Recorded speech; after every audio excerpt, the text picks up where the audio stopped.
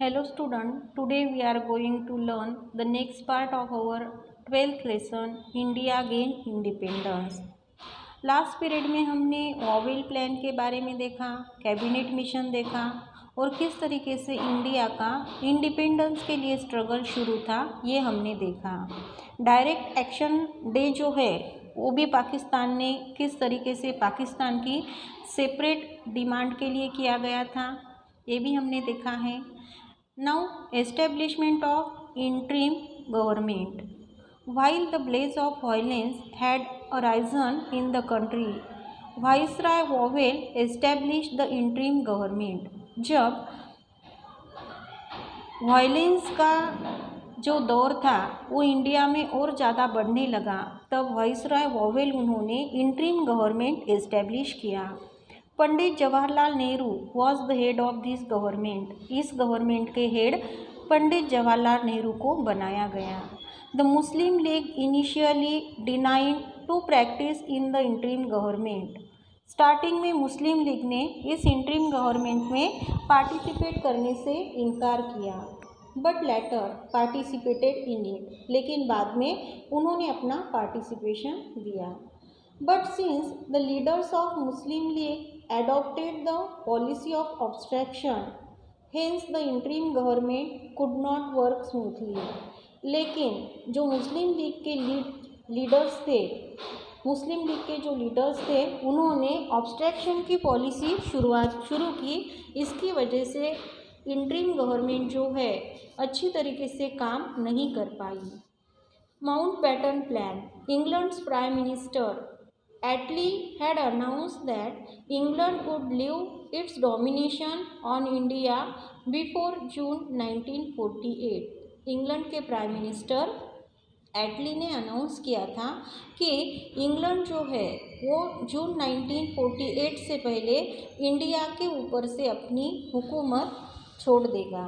On the background of transfer of power in India, और इसीलिए India के जो ट्रांसफ़र की पावर थी उस हिसाब से Lord Mountbatten was appointed as a viceroy of India. Lord Mountbatten को इंडिया के वाइसरॉय अपॉइंट किया गया। Mountbatten held discussions with prominent leaders of India. उसके बाद माउंटबेटन ने इंडिया के जो इम्पोर्टेंट लीडर्स थे उनके साथ डिस्कशन किए। Thereafter he prepared a plan of creation of India and Pakistan as two independent nation. और उसके बाद उन्होंने इंडिया और पाकिस्तान दोनों इंडिपेंडेंट नेशन कैसे बनाने हैं इसकी प्लानिंग की। Indian National Congress oppose the plan of partition. Indian National Congress ने इंडिया और पाकिस्तान ये दो इंडिपेंडेंट नेशन ऐसा पार्टिसिपेशन करने के प्लान को विरोध किया। Unity of the nation was the basic stand of Indian National Congress. हमारे नेशन में यूनिटी होनी चाहिए, ये इंडियन नेशनल कांग्रेस का बेसिक स्टैंड था। But the Muslim League remain adamant on the creation of Pakistan. लेकिन मुस्लिम लीग पाकिस्तान का सेपरेट क्रिएशन करना है इस बात पर फर्म थे। National Congress was left with no option but to accept the decision of partition with complete helplessness। और उसकी वजह से नेशनल कांग्रेस के पास दूसरा कोई ऑप्शन नहीं था और इसीलिए उनको हेल्पलेसली इंडिया के पार्टिसिपेशन का डिसीजन एक्सेप्ट करना पड़ा।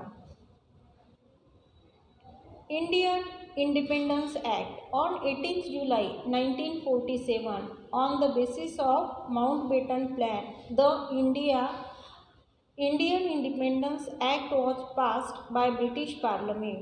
18 जुलाई 1947 को माउंटबेटन के प्लान के हिसाब से Indian independence act British parliament में पास किया गया। On 15th August 1947, the two independent nations, India and Pakistan, will come into existence। और उसके बाद 15th अगस्त 1947 को इंडिया और पाकिस्तान ऐसे दो नेशंस अलग अलग एग्जिस्ट हुए। Thereafter the British Parliament will not have any control over them. और उसके बाद में ब्रिटिश पार्लियामेंट का इन दोनों के ऊपर कोई अधिकार नहीं रहा. The British supremacy over the princely states will also come to an end.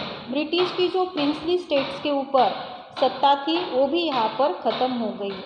The act provided them the right to either join India और पाकिस्तान और remain independent. अब इस एक्ट के हिसाब से इन प्रिंसली स्टेट को यहाँ पर अधिकार दिए गए कि एक तो वो इंडिया को ज्वाइन करे या फिर पाकिस्तान को ज्वाइन करे या फिर वो खुद इंडिपेंडेंट रहे. India gains independence. As per the Indian Independence Act, India was granted independence on 15th August 1947. Indian independence act के हिसाब से 15th अगस्त 1947 को इंडिया को इंडिपेंडेंस मिला. A meeting of the constituent assembly was going on in the hall of parliament house in Delhi in the midnight of 14th August 1947. Constituent assembly की जो meeting है वो दिल्ली के पार्लियामेंट हाउस के हॉल में 14 अगस्त 1947 को मिडनाइट तक चली. As the stroke of midnight hour India's dependence came to an end. और उसके बाद में जैसे ही मिडनाइट के 12 बजे का स्ट्रोक हुआ इंडिया का डिपेंडेंस ख़त्म हो गया. The Union Jack of Britain was lowered and in its place the Indian tricolour flag was unfurled. और उसके बाद में रात को 12 बजे ब्रिटेन का जो यूनियन जैक था उसे नीचे उतारा गया और इंडिया का तिरंगा वहाँ पर लहराया गया. India attend independence from the 150 years of slavery. और इस तरीके से इंडिया को 150 साल की गुलामगिरी के बाद इंडिपेंडेंस मिला.